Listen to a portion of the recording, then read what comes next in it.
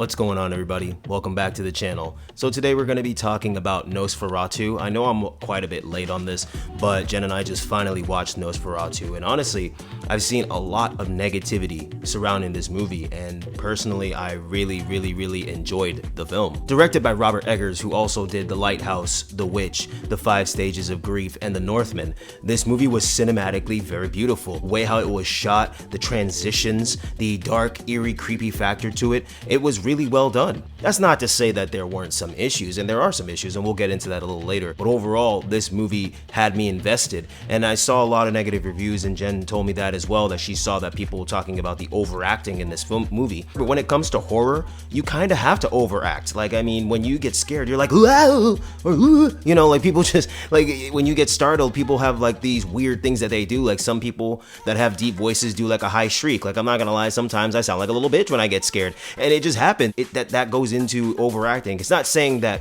we as normal people are overacting in real life, but it's just the fact that overacting happens within horror. We have Lily Rose Depp, who played Ellen Hutter, and we have Nicholas Hoult, who played Thomas Hutter. Bill Skarsgård plays Count Orlok, or Nosferatu. Aaron Taylor Johnson and Emma Corrin play Frederick Harding and Anna Harding. And then we have Willem Dafoe playing Professor Alban. So as you can see, there is quite a cast here, and there's a lot of other people that are involved here that make this movie even better. So as I was doing some research, I actually found out that the Nosferatu that came out in 1922 was an unauthorized adaptation of Bram Stoker's Dracula novel that came out in 1897. And then Stoker's widow, whenever he died, she actually took action, and they got into the process of getting some of the copies of the Nosferatu film burned because, you know, they were stealing their idea. By the time that even happened, you couldn't burn all the copies because some had already been sold. And then it became such an iconic classic in cinema history.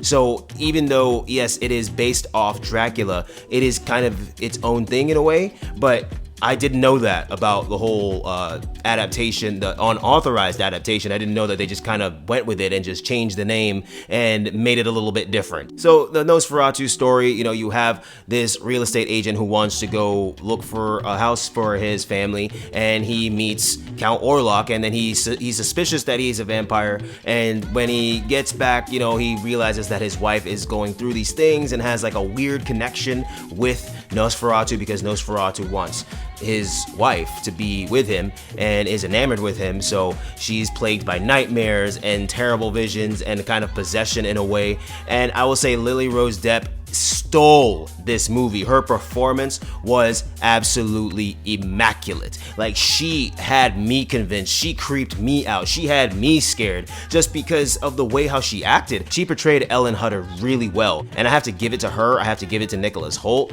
Aaron Taylor Johnson, Bill Skarsgård as Count Orlok. I couldn't even really tell. The makeup department did a really good job. My only gripe with Bill Skarsgård as Nosferatu is sometimes that accent was way too thick, and there were times where a lot of the words and statements were drawn out a little bit too much, so much so that you genuinely couldn't really understand what he was saying until by the end of his whole statement you're like, oh, he said this, this, and this. You know, at least that was personally for me. For Jen and I, we were just kind of like, you know, this accent's way too thick, you know, it like just kind of planted it on there a little too much, but it wasn't really that big of a deal to ruin the film or anything, because it didn't ruin the film. The film was still amazing. Aaron Taylor Johnson and Emma Corrin, they did a bang-up job with this, especially with their children and what happens with their children and the way how they act. It is just phenomenal. The direction of this film was pretty good in my opinion, and I will say the chemistry amongst actors and actresses and the way how they portrayed their roles, they deserve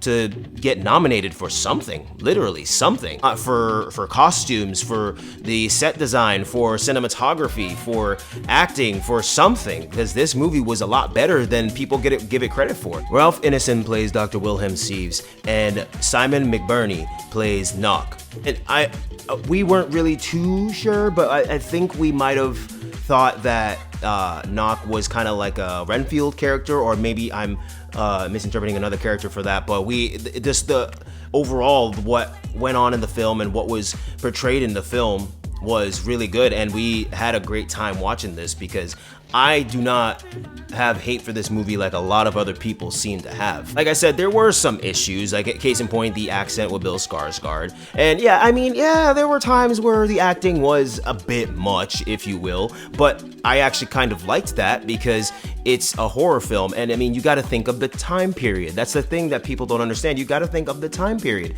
This is a movie, kind of like a period piece, if you will. So you gotta think of the time period and how people would have thought about things back then. Like, they didn't have what we have. They didn't have the technology or the knowledge that we had to, you know, be able to react better to things or be underwhelmed by certain things. So for back then, oh my gosh, like you would see one thing or hear something and you're like, yeah, this girl's convulsing. Yeah, I'm out, bro. What is it? You know what I'm saying? Like, I get that the overacting might have been a bit much for people, but I see that as more of a positive, even though I am saying that is a negative just because people did not really like the overacting. And I will say, in the grand scheme of things, overacting can be inherently, I guess, negative because it might be doing too much when you don't need to. For this particular film and this particular genre, overacting does work. Honestly, I don't really have any more real negatives about the film. It's just, you know, maybe it could have been a little bit shorter, but then you would have lost the essence of some of the story.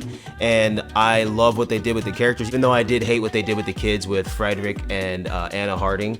I mean, it served a purpose for the story. It's just, I personally think we didn't need to go that far. But, you know, again, it's a Dracula story, so, you know, it is what it is. Thank you guys for joining me for this film review. You know the drill.